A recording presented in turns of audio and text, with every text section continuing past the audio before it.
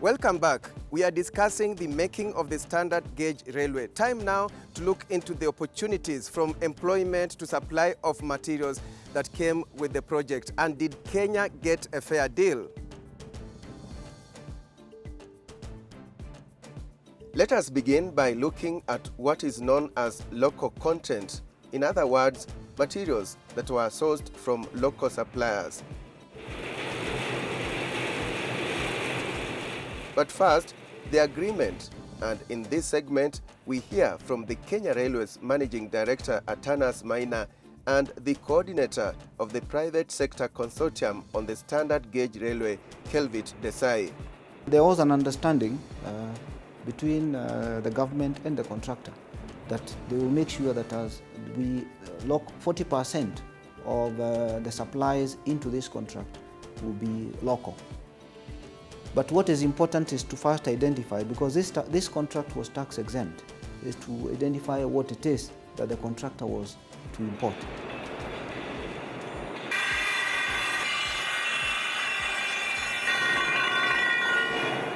The first thing that the contractor was asked to submit was a master list of the items they will require to import.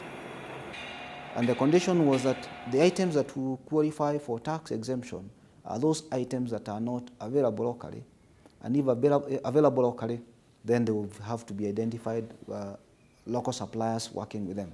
It's a very controversial issue. At the last presidential meeting, where the president himself chairs the meeting and is extremely passionate about local manufacturing and services, the meeting was informed that by the Chinese that 30% has been allocated to local private sector. The government maintained that it was 12%. But from the private sector's perspective, all we really got was cement, 600,000 tons of cement, nothing else. And so this was a huge disappointment in terms of the opportunity to raise the capacity for industrialization. However, Kenya Railways insists that in the making of the standard gauge railway, the local content comprised more than just cement, contrary to the claims by the private sector consortium on the SGR. The items that are contained on the master list are items that are tax exempt. They can be purchased locally or they have to be imported. Those that are available locally must be bought locally. Those that are not available are the ones that then approval is granted for importation.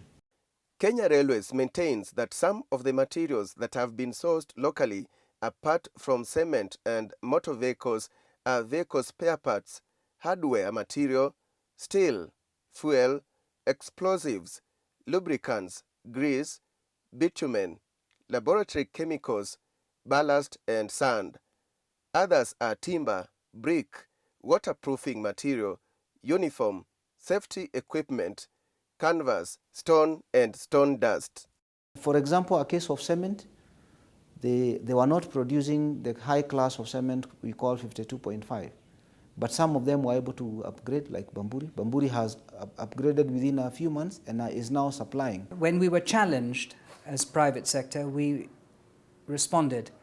The cement caucus, which consisted of several industries, upgraded their technologies, improved their structures, and were immediately able to supply the quality and at the price, which brings us to a conclusion that given the opportunity, our local industry and services sector is well capable of international standards.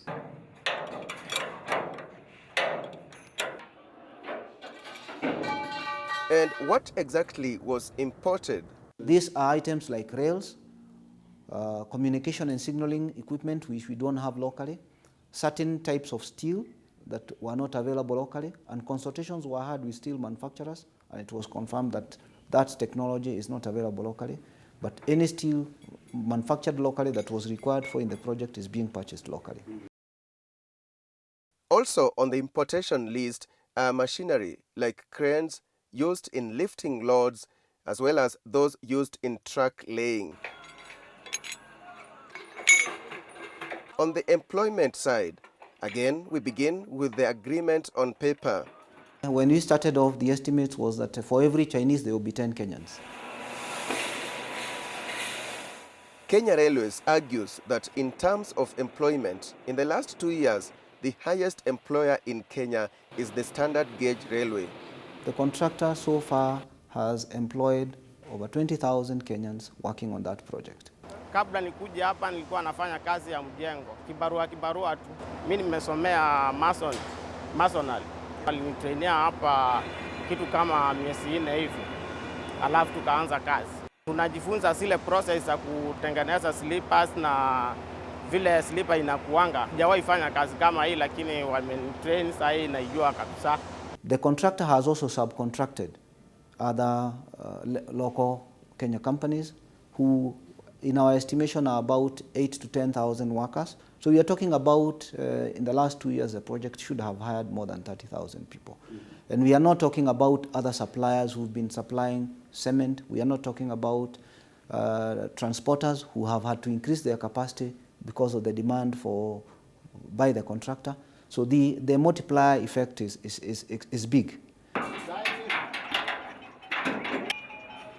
First, when they joined our company, all of them were laborers.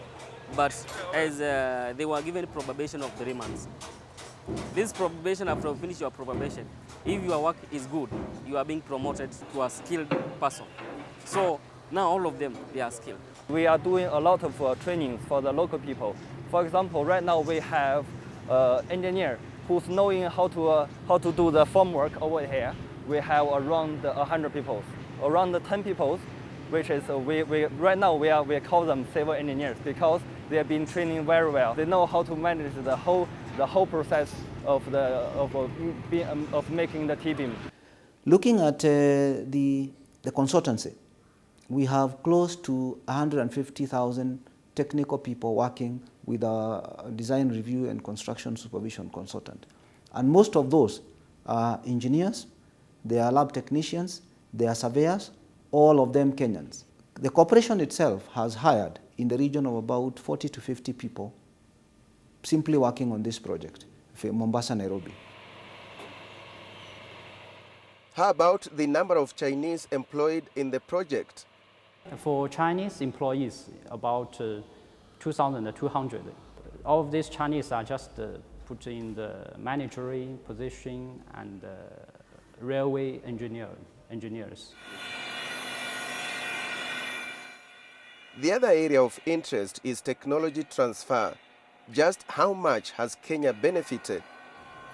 On the work training, you have every Chinese supervisor working with about a group of 10 Kenyans on a day-to-day basis. That's how we started off. They have learned a lot of skills, and when you go to the site now, you'll see a lot of Kenyans have started taking over from the Chinese.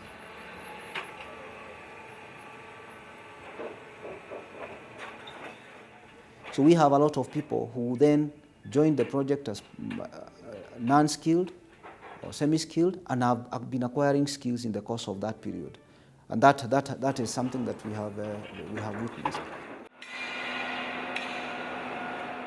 The contractor has recruited or identified 25 Kenyans, young Kenyans who just finished their Form 4 and are now in China at Beijing Jiatong University, where they are studying railway engineering. Those will be the first railway engineers in East Africa. The other engineers we've had are civil engineers or mechanical engineers or electrical engineers converted to become railway engineers.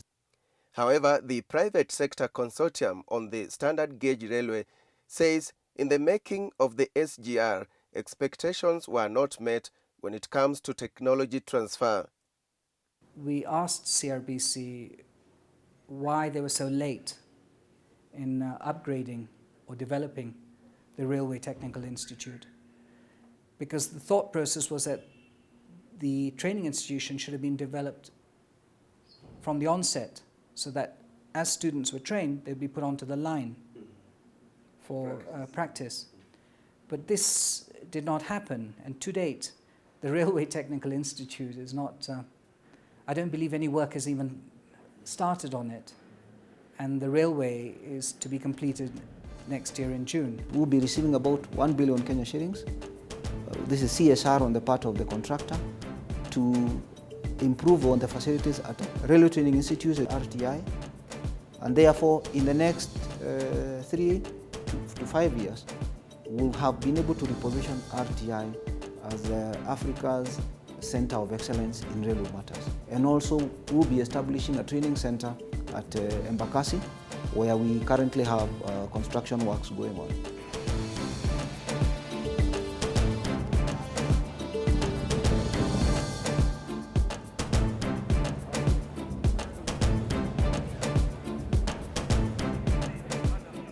On that note, we come to the end of the show. Join us next week for the second segment of this two-part series, The Making of the Standard Gauge Railway. We will give you the status of the laying of the track right from Mombasa, a place called Kilometer Zero. Then what next?